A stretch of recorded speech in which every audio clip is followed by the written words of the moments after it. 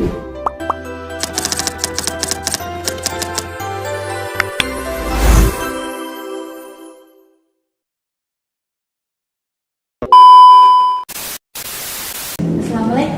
selamat pagi Mbak. Waalaikumsalam. Oke, sesuai janji saya kemarin ya. Sekarang kita ketemu lagi nih. Masih ingat nama saya siapa Mbak? Ingat dengan Mbak Sinta. Oke, bagus sekali masih ingat dengan saya Mbak Riana ya. Bagaimana perasaan Mbak Riana hari ini? Baik, sudah lebih mendingan. Oke, sudah mulai mendingan ya. Jadi Mbak, kemarin kan saya sudah berbincang-bincang juga ya sama Mbak. Nah, untuk saat ini saya juga akan menanyakan kembali. Yang pertama itu, seberapa sering Mbak mendengar suara-suara yang aneh gitu? Kalau untuk sekarang jarang ya, Mbak. Oh, sudah jarang ya Mbak. Kemudian untuk lamanya berapa lama Mbak? Ini hanya sekilas saja, mungkin ya 1-2 detik. Oke, sekilas ya Mbak. Untuk asalnya itu suaranya dari mana? Apakah masih di sekitar atau pojokan gitu Mbak? Iya, dari pojokan tapi sudah terasa jauh gitu suara. Oke, sudah terasa jauh ya.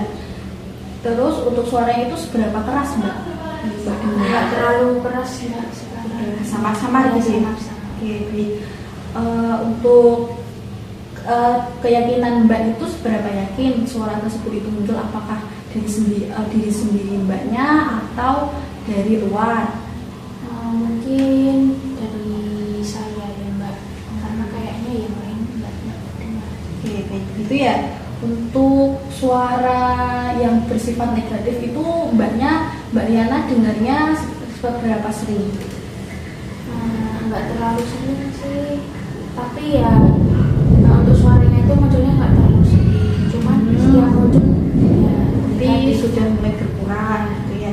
Untuk isi suara yang Mbak dengar itu apakah masih sama dengan hari-hari yang sebelumnya?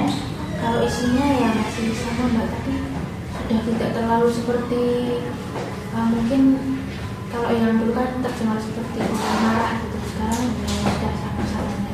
Sudah sama. Oke, baik. Untuk kemudian seberapa sering nih Mbak kayak merasa tidak nyaman ketika mendengarkan suara seperti yang Mbak dengarkan? Kalau mulai sekarang sih mulai nyaman ya, karena ya memang suaranya sudah lama.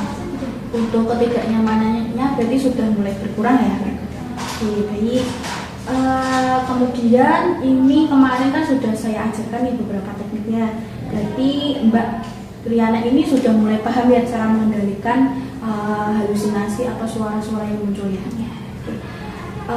Ada beberapa cara nih yang sudah saya ajarkan ke Mbak Riana. Boleh disebutkan Mbak? Iya, yang kemarin itu waktu pertama Mbak mengajarkan saya cara mengontrol halusinasi dengan menghadi, itu menutup telinga terus menyuruh suara itu pergi gitu karena suara itu palsu. Benar. Yang kedua itu Mbak Sinta mengajarkan saya untuk berbincang dengan orang lain saat suara itu muncul. Oke, baik. Berarti sudah paham ya dua cara tersebut, dan berarti Mbak Riana juga sudah sering melakukan kegiatan tersebut ketika suara itu muncul kan ya? Oke, bagus sekali ya Mbak. Oke, untuk teknik selanjutnya ini yaitu teknik dengan melakukan aktivitas atau kegiatan, tujuannya agar lebih bisa mengontrol halusinasi yang Mbak dengan itu.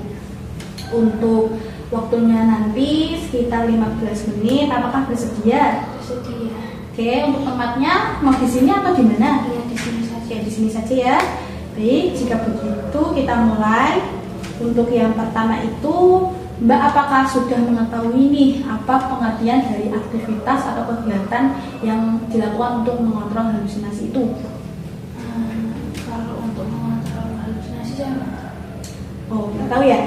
Oke, jadi ini saya jelaskan. Untuk pengertian dari aktivitas itu sendiri itu kita melakukan kegiatan yang positif. Nah, tujuannya itu untuk mengontrol halusinasi, terus dapat membantu Mbak Riana ini agar lebih mandiri serta untuk menjaga kestabilan emosi pada diri Mbak. Nah, kegiatan yang bisa dilakukan itu seperti ya biasanya kalau pagi kan bangun tidur itu nanti bisa merapikan tempat tidur atau menyapu gitu. Kemudian yang perlu disiapkan itu ada waktu ya tentunya, kemudian ada lingkungan yang aman, kemudian serta dukungan dari keluarga atau pendamping atau bisa dari perawat yang sedang bertugas gitu. Untuk cara melakukannya ini, apakah Mbak sudah mengetahui? Kalau untuk merapikan tempat tidur, ya tahu sih Mbak. Nanti kalau pas bangun spraynya bisa dirapikan lagi. Terus bantalnya ditaruh di tempat semula sama kuningnya, terus melipat selimut. Berarti sudah paham ya untuk cara melakukan merapikan tempat tidur itu berarti sudah selalu dilakukan Mbak Yana ya. Untuk kegiatan lain mungkin Mbak, apakah Mbak melakukannya juga? Biasanya dilakukan apa itu kegiatan? Saya yang menyapu sehari-hari, mencuci baju. Oh, sama mencuci baju ya. Berarti sudah paham ya untuk melakukan kegiatan-kegiatan yang positif itu. Bagus sekali Mbak.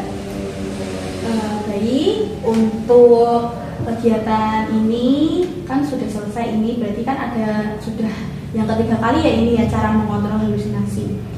Oke, bagaimana secara pengetahuan Mbak Yana ini cara mengontrol halusinasi itu ada apa aja dari pertemuan sebelumnya sampai pertemuan ini? Boleh disebutkan? Ya, yang pertama itu menghati.